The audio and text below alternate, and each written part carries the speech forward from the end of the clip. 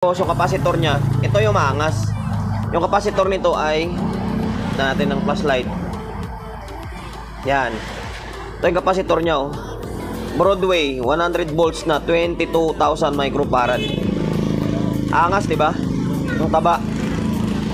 Yun. Bali, 12 piraso to. 3, 6, 9, 12. 12 piraso. Yan. Tapos,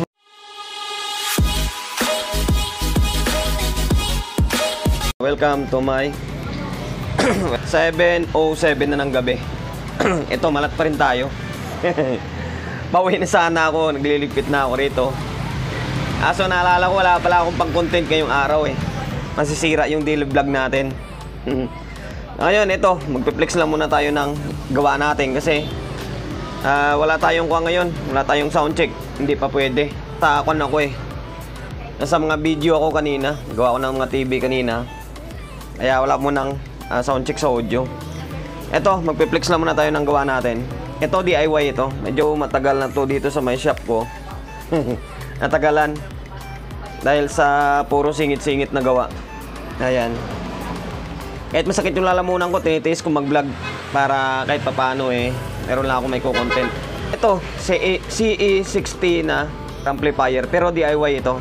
Yung front panel niya.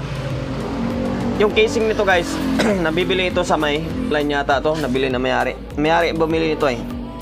Tapos siya lang din nagdikit ng sticker. Ang pinaka-issue nito nung pinagawa sa akin to guys, iwan ko kung naikwento ko na to sa mga previous vlog ko. Yung issue nito ay yung dating gumawa, pinalitan ko yung mga board niya. Dating green board dito. Yan, dating mga green. Ngayon ito naka white PCB na. Basta iba yung kwan. Iwan ko lang kung may makuha pa akong picture ng dati nito. May pa-plus ko dyan sa screen. So ayun, ipiplex ko lang muna ito. Hindi papakita ko sa inyo. Supply nito guys. Supply ito ng kwan. Supply ng kitten ito. Supply ng kitten. Concert ng kitten. 104 0104. Yun, ang taas na supply nito. Kaya laki ng transformer nyo. Pang klase 8 sana. Yung high rail nito is 104. Ang kinuha na lang is yung naka 104 na lang. Basta ang akin ito guys, board na lang. Yung pinalitan ko lang ng board. Tapos yung capacitor nya, ito yung maangas. Yung capacitor nito ay natin ng flashlight. Ito yung capacitor nya, oh. Broadway, 100 volts na 22,000 microfarad. Angas, diba? Yung taba. Yun, bali 12 piraso to. 3, 6, 9, 12. 12 piraso. Tapos madako tayo sa may driver nya. Yung driver na ginamit ko rito guys is Rakula lang din naman. Yan, Rakula na modified na. Tapos 1, 2, 3, 4, 5, 6, 7, 8, 9, 10, 11, 12, 13, 14. Ali 14 pairs na NGW 0281 tsaka 0302 yata to. Ali 14 piraso, 14 pares. Kasi yung isa nito kasama sa drive to eh. Yan, pang drive na tong isa. Bali 14 pairs na lang. Pero kung bibilangin mo lahat, bali 15 pairs siya. Kabilaan. Kaya talaga nang lalamunan eh. Solid G dahil sa sobrang pagod na. Ang kulang na lang nito guys is yung dito, yung input buffer niya. Yan, dito walang input buffer oh. Lalagyan ko pa ng input buffer ito. Sa sunod na vlog natin eh, may isa sound check natin to. Eh subok natin sa may kwan. Yan, subok natin dito sa may bagong gawa ko na agimat. Sana maabutan. Shoutout siya, nag-order sa akin ng agimat or module. Kasi may singit ko muna para promotion na rin. Makalimutan mamaya. Ito, shoutout din siya, nagdala nito sa akin. Hindi ko naman siya totally kilala kasi nasa online na tayo nagkakakilala eh. Ito Warpadel naman ito, Warpadel Pro. Yan. Issue nito ay yung kabila naka-clip na yung kabila. Yan. Ito yung mga susunod na bakbakan ko. Tapos ito isa pa. Yan. Ito naman nag-clip din ito. Nag-clip din yung kabilang channel. Shoutout sa owner ng unit na ito. Tapos yun, nandun yung isa, yung natin, yung pang battle na amplifier natin. Bibilang ko pa ng kwan. Ito. Bibilang ko pa ng kwan yan. Bibilang ko pa ng output sa Quiapo. By the next day siguro. Sana mabuo ko na and then isa sound check natin. So, ngayon balik tayo rito. Meron siyang 4 na pan. Yung 4 na pan na yan, ito, dalawa rito, dalawa sa likod. Puro naka 220. Naka-rectang 220. Ang lalakas ng pan nito. Basta yung ginawa ko lang dito guys, ito lang, nagpalit lang ako ng board. Kasi dati kwanto lahat output dito, tapos naka-hiwalay yung driver niya. Hiwalay. Ngayon, sa akin naman, diskarte is magkasama na lahat yung driver and then output. Ayun, ano pa ba? Tapos itong pan. Dati kasi yung pan baliktad papunta rito yung hangin, tapos yung isa papunta ron, walang hangin sa gitna. Kaya ito. Tapos angas ng yung ginawa kong supply is dito na. Basta ibang iba to sa mukha niya kaysa sa dati.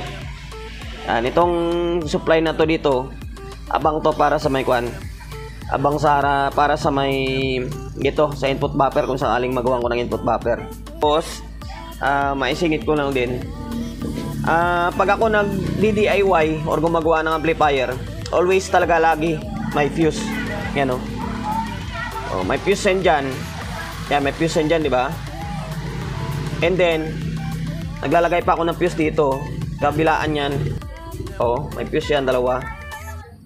Meron siyang fuse box. Yan, pwede naman na kahit nawala ka ng fuse dyan, basta may fuse dito. May fuse yung kabilaan. Para, in case na masira natin, sabihin natin, masira ito lang yung masisira. Ito, magagamit mo pa. Kung masira man ito, hindi mo magagamit. Ito magagamit mo, di ba? Kasi nga, may individual fuse sila. Or, pwede rin naman na kung hindi mo siya malagyan dito, yung yan lang yung fuse na yan. Kaso nga lang, pag bumigay yung fuse na yan, dyan, bibigay na lahat. Dalawa ito, pati ito, tsaka ito.